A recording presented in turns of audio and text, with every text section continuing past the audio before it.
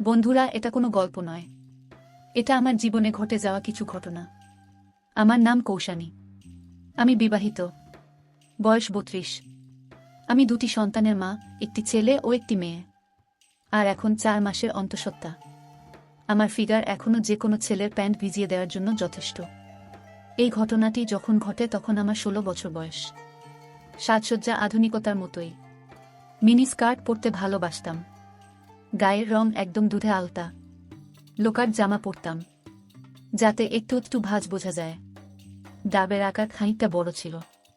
বেশি বড় হওয়ার কারণে একটু ঝুলেও গিয়েছিল। বয়েজ অ্যান্ড গার্লস স্কুলে পড়তাম। সবাই চাইতো আমার সাথে প্রেম করতে। বুঝতে পারতাম মনের থেকে শরীরের প্রেমই বেশি। একসাথে বসে সবাই যখন আড্ডা দিতাম তখন ওদের চোখ থাকতো আমার ডাবের দিকে। আর চোখে তাকিয়ে দেখতাম যে ওরা যেন চোখ দিয়েই আমার ডাব খেয়ে যাচ্ছে। আমি অবশ্য মজাও পাইতাম। জামা টাইট হওয়ার কারণে বোতাম মনে হতো ছিঁড়ে যাওয়ার অবস্থা। ইচ্ছা করেই আমি টাইট জামা পরতাম। ডাবের বোটা দুটো জামার উপর দিয়ে প্রকট বোঝা যেত। একদিন স্কুল থেকে ফিরে টিউশন করতে গেলাম। একটা ওয়ান পিস ড্রেস পরে গেলাম, হাঁটুর উপর পর্যন্ত।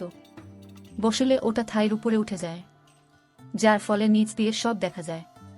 বাবা আমাকে গাড়ি করে ছেড়ে দিয়ে অন্য কোথাও কাজে চলে গেল। এরপর আমি রাস্তা দিয়ে হেঁটে স্যারের বাসায় গেলাম। স্যারের কাজের মাসি দরজা খুলে দিল। আমাকে দেখে একটু হাসি দিল এবং বলল, বসো, তোমার স্যার গোসল করছে। বলে উনি বাড়ির পিছনে কাজে চলে গেলেন। ঘরে অনেক বই রাখা আছে, সবই বিজ্ঞানের। মেঝেতে ব্যাগটা রেখে বই বের করতে লাগলাম এবং পেছন থেকে স্যারের গলার আওয়াজ পেলাম, কিরে কৌশানী, আজ এত তাড়াতাড়ি কেন? ঘুরে তাকিয়ে দেখলাম স্যার শুধু একটি টাওয়াল পরে আছে। আমি বললাম, স্যার, এমনিতেই বিশেষ কোনো কারণ নেই। এরপর আমাকে বসতে বলে স্যার একটি শর্টস এবং একটি শার্ট নিয়ে পাশের রুমে চলে গেলেন। স্যার এখনও অবিবাহিত। কেমিস্ট্রিতে মাস্টার ডিগ্রি করছে। গ্রামে বাড়ি, এখানে ভাড়া থাকে। যাই হোক, একে একে অন্যরাও এসে পড়ল। এর মধ্যে আমার একজন বন্ধুও ছিল। ও অন্য স্কুলের ও গরিব বাড়ির ছেলে। পোশাক পরিচ্ছেদে তা ভালো করেই বোঝা যেত। আমরা যখন স্কুলে টিফিন খেতাম ও তখন চুপচাপ করে বসে থাকত। কেন জানি না, আমার ওর প্রতি একটা দুর্বলতা কাজ করত। সেটা কেন তা আজও বুঝতে পারিনি। যাই হোক, ও আজও আমার পাশে এসে বসল। আমি অনেক কষ্টে থাই দুটো চাপা দিলাম।